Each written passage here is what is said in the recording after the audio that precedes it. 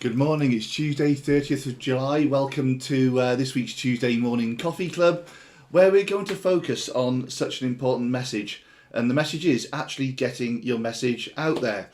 We're in week 2 of the summer holidays, still surviving. And talking about getting your message out there, many thanks to my kids who very kindly spammed the chat box last week, totally. The message for anyone out there is don't trust twins. They plot against you. They have their own agenda. They have their own secret messages. It's all good fun. It's all good fun. We're enjoying the summer holidays. And there's only 4 weeks or 5 weeks of fun to go. But the key thing there is we're talking about getting your message out there.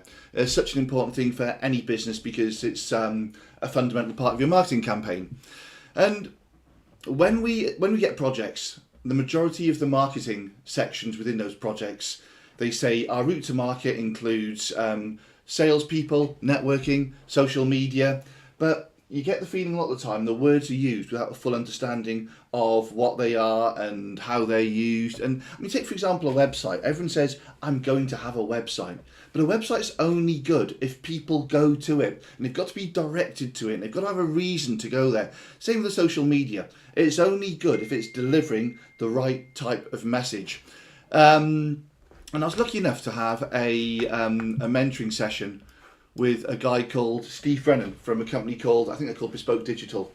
And I mean, this guy's superb. Really knows his stuff. And he taught me about something called Zero Moment of Truth, Z or ZMOT, which was a concept designed by Google. If you don't know this, please Google ZMOT, Google, download the book and read it.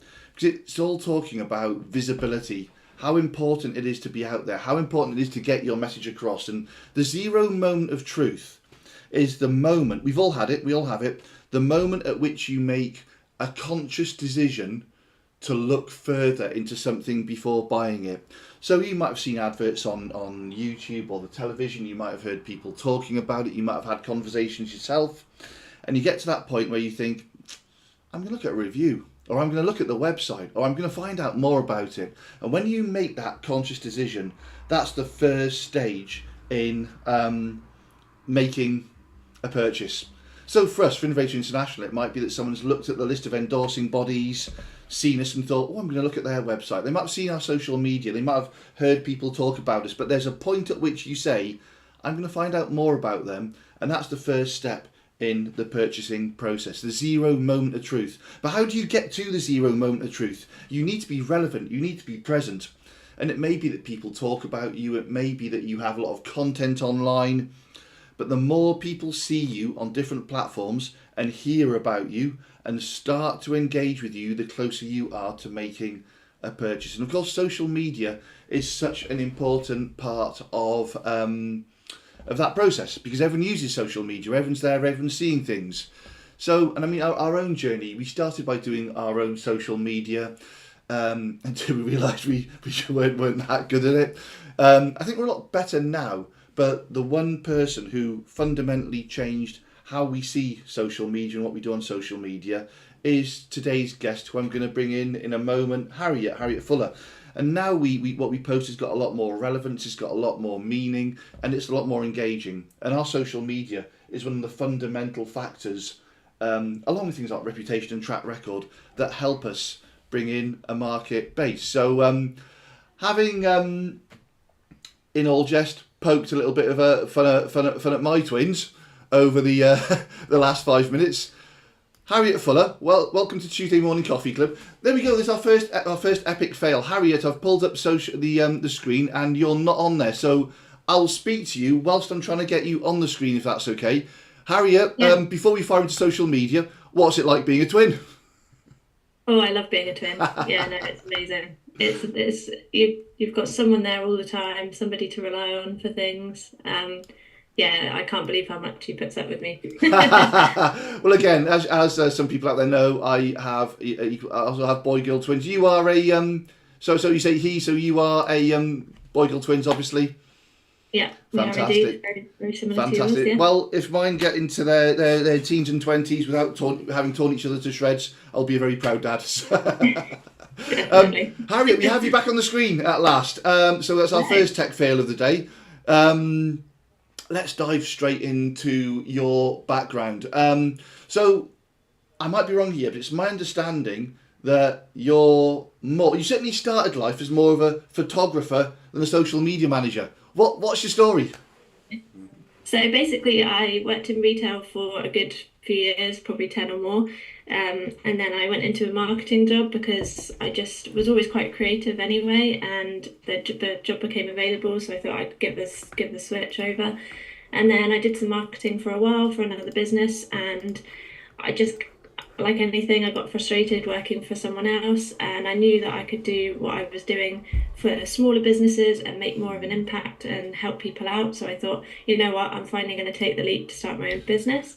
So I started with a real mix of social media and photography, but my passion is definitely photography, and a lot more opportunities in photography keep coming in consistently for me, so I tend to stick with that. But social media is definitely, they both go hand in hand, high Yeah. quality imagery and social media is a real win. So yeah. See, I never knew what your role was before we met, and now I know that your role is in marketing. Suddenly, it all makes sense.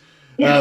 Because I think so many people get into social media and get into LinkedIn and get into Facebook, but they don't get that effectively it is marketing. Well, they get that it's marketing, but without a background or a basic knowledge in marketing. So when you did marketing, was photography a part of your role there, or was that a hobby that sort of came in sideways?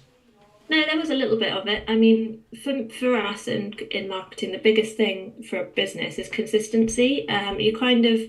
You're creating a voice for your business. Your website is, say, your shop front. So when people come to you to work with you or hire you or work, or, have your services, they're looking for all those little touch points and that consistency of voice that your business is creating.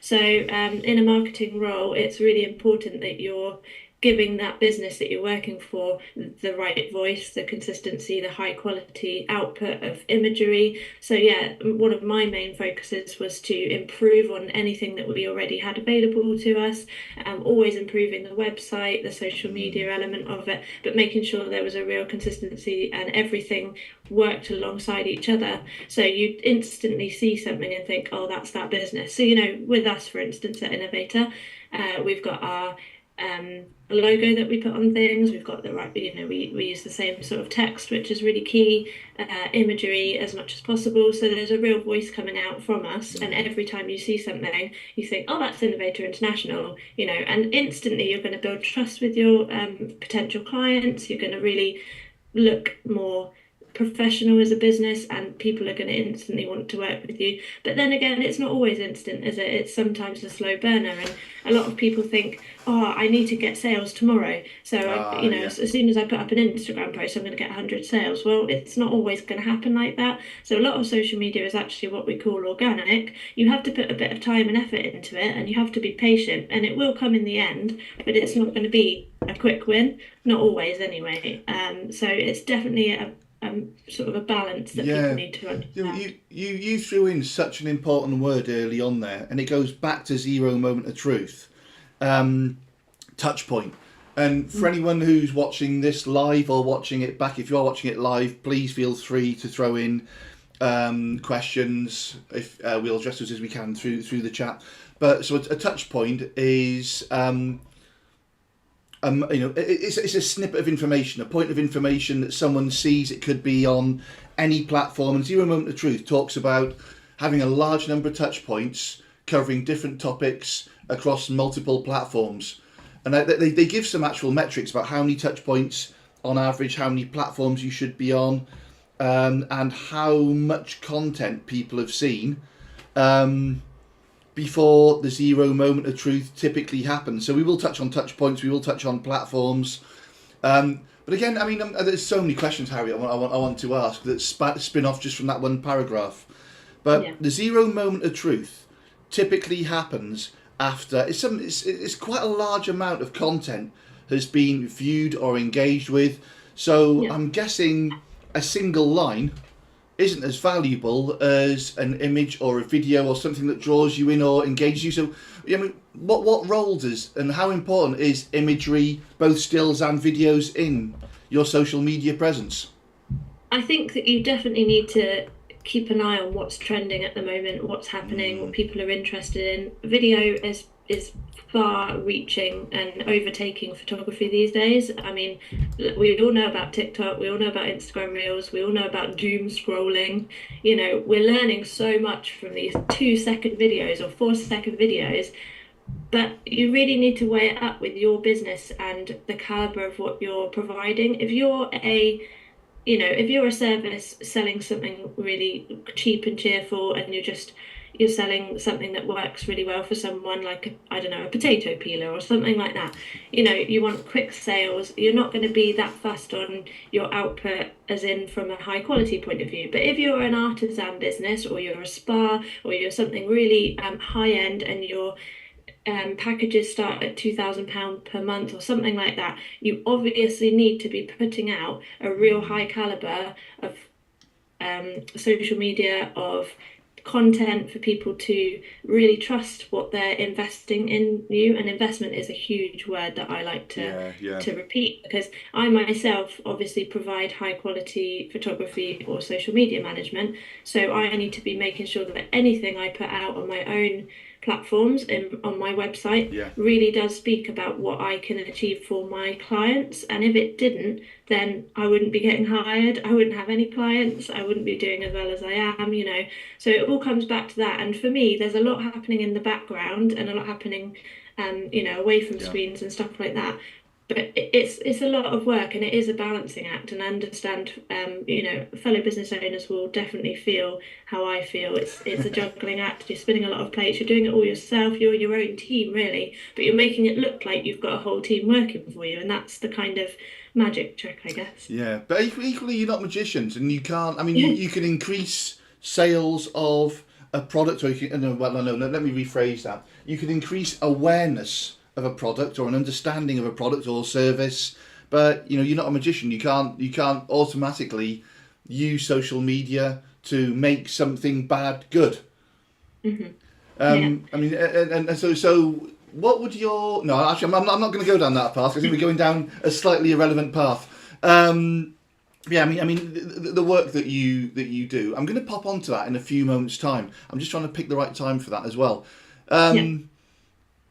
Again, I've got so many. I mean, visuals are such a key thing. When I'm scrolling through social media, I wasn't sure whether to say this or not. I will say it. When I'm scrolling through social media, we all have different tolerances for social media and different desires. And what I found, my Facebook started driving me mad a while ago, because there were pictures of things that weren't very nice or were saddening. And some people, they just share sadness and share sorrow. It's their thing, and I shouldn't judge them for that. That's not me. I mean, I'm a Disney style happy ever after person. But I found you control your own social media. If there's stuff you don't want, scroll on, block them, whatever. But so again, I'm just looking for my books over here. I've got a book here. I'm going to disappear this way for a second. This is a guy who was on a program called $1 Million Listing New York, and it's all about sale property in New York. A guy called Frederick Eklund, and his social media is absolutely brilliant. And he talks about having a balance. And he follows things quite routinely, where he says, certain days I will do, I'll post pictures of some of the properties that I'm selling. Certain days it will be me and my partner on holiday, or just me and one of my kids, or certain days it'll be this, certain days it'll be that. And I love that balance, because the one thing that makes me sort of slap my head on the table, and it's me, not them, is continual selfies. Mm-hmm. It works for some people. But again, so here's a story about something and a photo of me. Here's a story about something else and a photo of me. I sort of get it, but I love a balance. Equally, Harriet, I hate to say this because I know you're a dog owner, as is my business partner and lots of other people. Continual photos of dogs. Cats all right. Not dogs. Yeah, I can see with that. Oh No, yeah, yeah. Who do we I have? completely get that. I definitely think what you touched on there is it is it is a balance. It's you Yeah. can tailor what you are seeing and what you can So, hide and what you can avoid and that sort of thing, and that's great. what is a But good as a business, balance? Do you you need think? to be yeah, a real balance. And I've had people approach me for advice about what to do with their social media and as business owners, and the biggest thing I hear is that they're overwhelmed by it all. Yeah, Where do I yeah, start? What should I be doing? How many platforms do I need to be on? This, and this. The biggest bit of advice I can give anybody, you don't need to overwhelm yourself with it. It is not as bad as you yeah. think. Give yourself a plan and stick to it. It is that consistency is key, and I will keep going back to it. But for me, and I give myself a little bit of a goal each week, and I say, right, I definitely want to post on my LinkedIn at least once a week. What am I posting? Right, I'm going to alternate what I post. I'm not going to post the same thing every time. Think about your captions. Are they capturing people in the right way? Are they hooks? Are they lying? Some people put a real hook on the beginning of their caption, but then the rest of the caption doesn't fit. Are you using AI to write everything? It's obvious. Come on. That's a good When you read question. it, it's robotic, it's American. So you really do need to think about your output and how is it going to affect other people. But at the same time, don't let it overwhelm you. Don't get too Yeah. bogged down by it. Give yourself some really easy, measurable tasks that you can follow, a little to-do list, a little tick list, and Yeah. get it done. And you'll feel so much better once I'm you've done it. I'm going to tap into something else there as well. So many things. And again, I mean, I'm going to go back on something I said a minute ago. Oh, here we go. Bear with me a moment. There we go. Always Keep the happens. coffee Out the away from the way. cat. Move the coffee as well, so that doesn't Oh, get damn, knocked that was over. quick reactions. Thank you very much. Yeah, a couple of things there. Firstly, the again going back to Frederick. It's a good book if anyone wants it. Frederick Eklund de Sell. He talks about being relevant, and I mentioned the people who continue to do selfies. Do you know what I will say about them? I remember who they are. Yeah, And the people you who know do the what they selfies, look I like. remember them, and I know their names, and I have an interest in what they do. And even though they do selfies, and I think your selfies drive me mad, they make me notice them. And I do notice them, and I know them, so you can say it works perfectly. Yeah. But again, the other thing, I mean, talking about AI, let's go into that in a minute. We talked about the Americanization of posts. I think the key thing there is obviously there's absolutely nothing wrong with Americanization if that reflects who you are.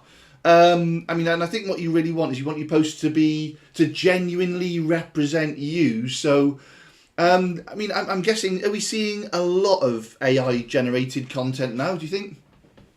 I mean, it's built into everything, isn't it? Even when you go to write a LinkedIn post these days, it gives you the option to use AI to write it for you. Yeah. So you just have Uh, to be careful that you don't just click post straight away and you give it a real read and you think, is this me? Is this my voice? Is this what I'm putting out there? Because it's too obvious otherwise if it isn't. And I think we are getting lazier. Our attention spans are getting a lot less, yeah. and feeding that, we are feeding it. So we have to really think about going against that, especially as business I think, owners. yeah. We need to think, well, what kind of reputation do we have for ourselves? It is huge, and it's something you can post something, and it can really change how people think about you. So you do have to give it some thought, but like I said, just don't get bogged down by it. Yeah, absolutely. I mean, the interesting thing is when we use AI on our website with the character we call Indy, who's our AI assistant, it accesses our own libraries that are written by us. So it Oh, forms responses based upon our own content, which is, an interesting strategy there. But yeah, I think the whole AI agenda, it's got a role to play yeah. moving forward. And I mean, talking about this now, I'm just going to fire in straight away. Um, we've had one question about social media strategies.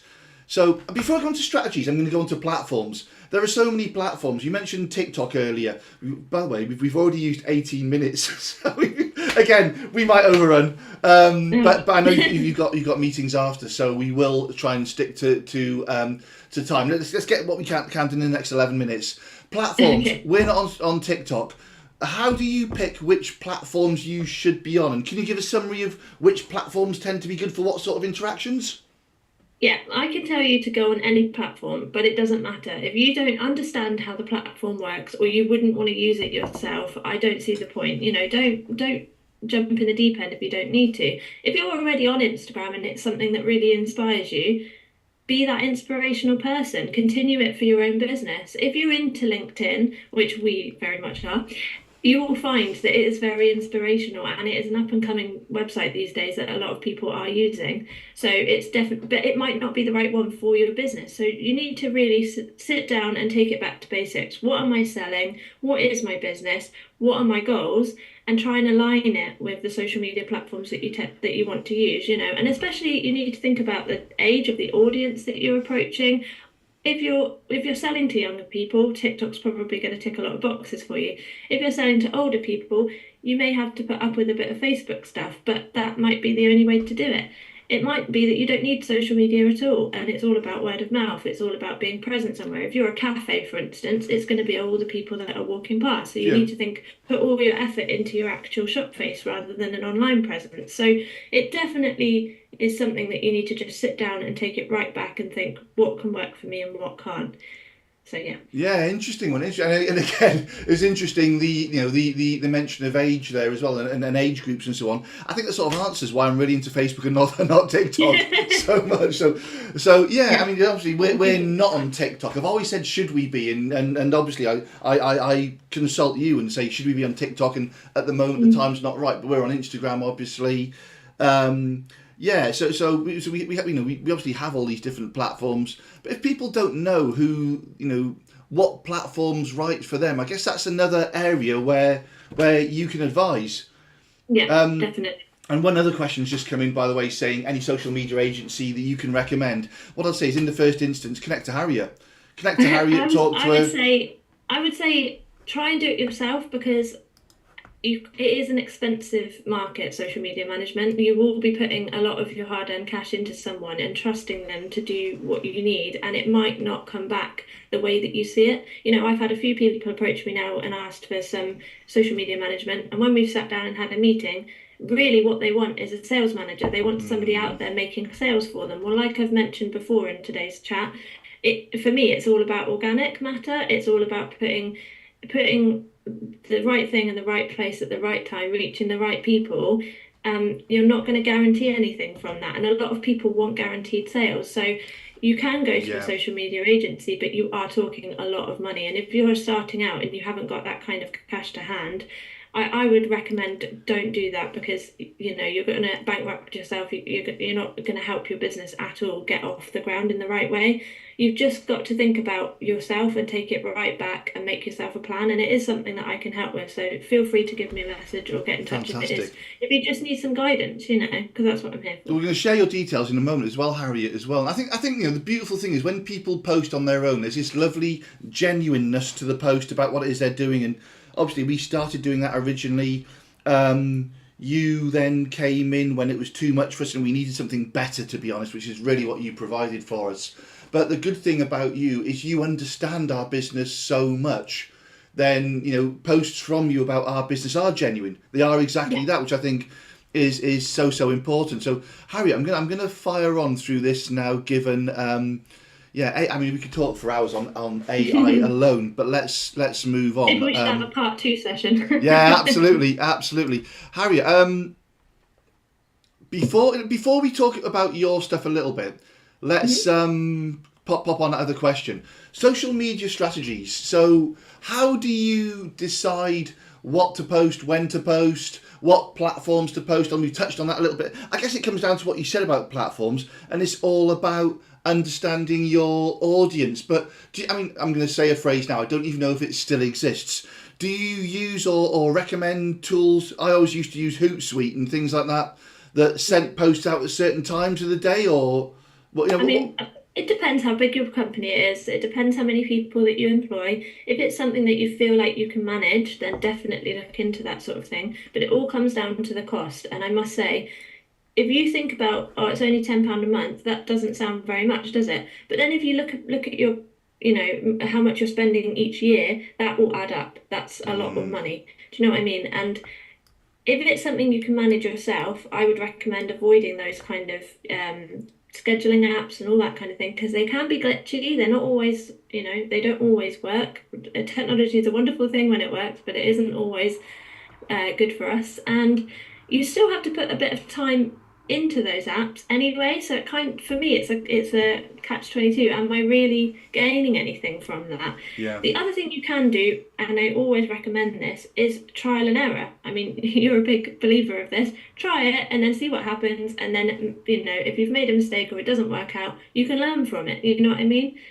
So Yeah. another thing is just to look for inspiration from similar businesses or similar people in the industry that are absolutely smashing it. For me, I'm really inspired by other photographers that I follow, and I think, wow, they're really putting out a real consistent message here. I need to do something similar. But then Yeah. I've been getting quite a lot of feedback recently from people saying, I know when you've posted a picture because you've got this certain editing style or you've got a voice.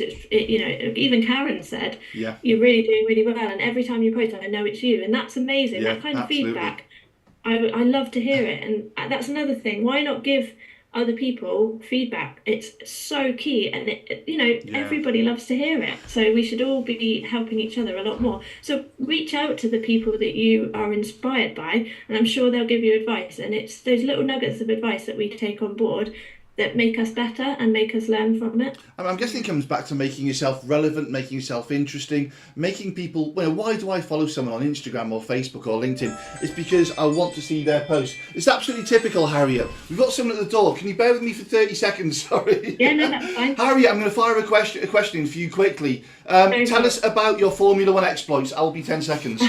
Okay. I wish it was Formula One. Yeah, so I've been doing quite a lot of exciting I'm photography work. back. Oh, you're back. I haven't quite got to made it to Formula One yet, but It's I'm doing Formula E, sorry, Harriet. Formula While E. you're Yeah, talking, we'll so share some of your pictures. yeah, so I've been going abroad for that, which has been really exciting. We've got a meeting later on to talk about next year. If it goes ahead, then I should be going out to Brazil in December, for instance. So yeah, it's going to be very exciting. Brazil, fantastic. And which countries have you been to already doing the Formula E work? I've been to Monaco, Shanghai in China, and here in London. So some really cool Fantastic. places. And the good Mm. thing is that's exciting content. It's stuff that you can It put on. And I mean, your posts really tap into everything that I like. There's beautiful scenery. There's food. Food's always good. is. There's amazing locations. There's country cottages. But again, then you throw in Formula E. And Mm. yeah, again, I'm gonna go back to those pictures again because I absolutely love some of those pictures. You really capture the excitement of the event there, and what we're saying and what Karen was saying about your pictures standing out and being unique. They really do. Um, One okay, of my biggest things when I'm putting out my stuff is that I like to tell a story. I like to bring people along with me, and I think a lot of people say, "I really like your behind the scenes stuff. I like that you yeah, take us along, and we feel like we're part of it." And that's something that I will always yeah. consistently do, and You that's make it something that I really personal. like. You Yeah. really make it. And again, if please do have a look at Harriet's website, because on Harriet's website there are loads of examples of the sort of work that she does as well. We'll put that on the screen in a couple of moments. But I mean, in terms of relevance to what you do for us as well, I'm going to share another screen now, and these are some of the client stories you do for us. And the beautiful thing about this as well is it's not just the visuals and it's not just the putting it on the social media, but it's actually developing the story as well. And one thing that you clearly love doing is listening to people's stories, and turning them into something very real. So these are on our LinkedIn. No, they're not. They're on our Instagram at the moment. Yeah. But we're actually launching something new in the coming weeks, which is going to be called Innovator Pulse. And these stories are all going to be available to the public on Innovator Pulse. I'm not going to say anything more on Pulse at the moment because we will do a whole new session just about Pulse on Tuesday Morning Coffee Club in a couple of weeks. But again, we've got a couple of minutes left, but I need to ask you this one. In terms of our client stories, what sort of things have excited you and made you think, I really, either that makes a good story or that touches my heart in terms of what someone's achieved? Are there any sort of standout things there Yeah. that make a good story for you? James and I talked about it when we were last at an event together. I am absolutely in awe of the fact that people have genuinely moved their whole lives to start a business, and usually that business goes on to do so well, but that person's really deserving of it. But along the road to getting there are all the obstacles that go along with it, and nobody's story is perfect, and that's what I really like because you go through the highs and the lows with that person when you read through their story. And I absolutely love being able to find out more about our innovators. Yeah. It's really easy to post online and to give the company a voice, but actually connecting with those people and finding out their own stories, I love it. That's I what can't get inspires enough. I us. want more of Yeah. them. That's what inspires us every single day. You know, So inspiring. the courage that these people have to do Yeah. what it is that they do, but also the creativity. As I think we're both lovers of creativity, that's for sure. The creativity and the ideas and the way they they've taken this concept, moved with their family, and risked everything on the idea. Yeah. It's so inspiring. But again, I'm going to share the screen again. These stories are on our Instagram at the moment. They will be on Innovator Pulse as soon as we launch that as well, Yeah. which will be in the coming weeks. So, I think half hour is always nice because the coffee's gone. The coffee's gone. Time for a new one. Harriet, I'm going to just put up your contact details. Please do connect with Harriet on LinkedIn. You can see Harriet's LinkedIn page on the left as you look at the screen, and on the right that's actually Harriet's website. It is harrietmedia.com. Yeah. Fantastic. And again, you see another great motorsport page. If you click on the menu on that, you get the different sectors that Harriet works in. And I think whatever your whatever you like from photography, whatever sort of pictures you like, there'll be something there that pulls on your heartstrings, and you think, "Yeah, I love that picture. I can really relate to it." So please do look at Harriet's social media, connect to Harriet. Harriet does all of our social media.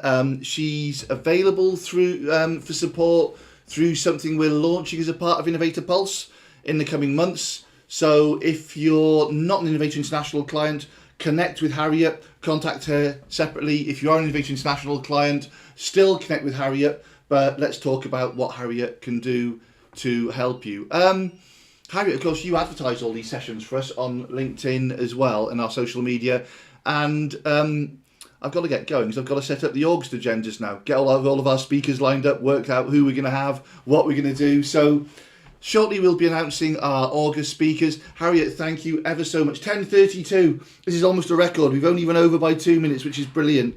We've done it. Thank you so much for your time. Everyone, please do connect with Harriet. There's her details again on the screen. And again, even if you connect with Harriet, just follow her on social media. But this is all about engagement. So when you see her posts, like them, comment on them, talk about them, and Harriet will do the same in return. That's the way we start to support each other's businesses, because going back to the 0 moment of truth, it is all about relevance. It's all about being out there, and it's all about being visible. So again, thank you so much for your time today. Thank you, Harriet, again. Thank you for having me. Oh, you're welcome. You're welcome. It's always a pleasure. Next week we'll be back. August already. Wow. August already. Hopefully we'll see a little bit more summer before autumn sets in. Week 3 of the summer holidays. And watch this space to find out who we're talking to next week, because I need to confirm a few things, but I think we have some very, very exciting speakers coming up through August as well. So again, thank you very, very much for your time. Enjoy your week, enjoy your summer holidays, stay safe if you're travelling anywhere, and have a great time. And we will see you all next week on the Tuesday Morning Coffee Club. Thank you very much.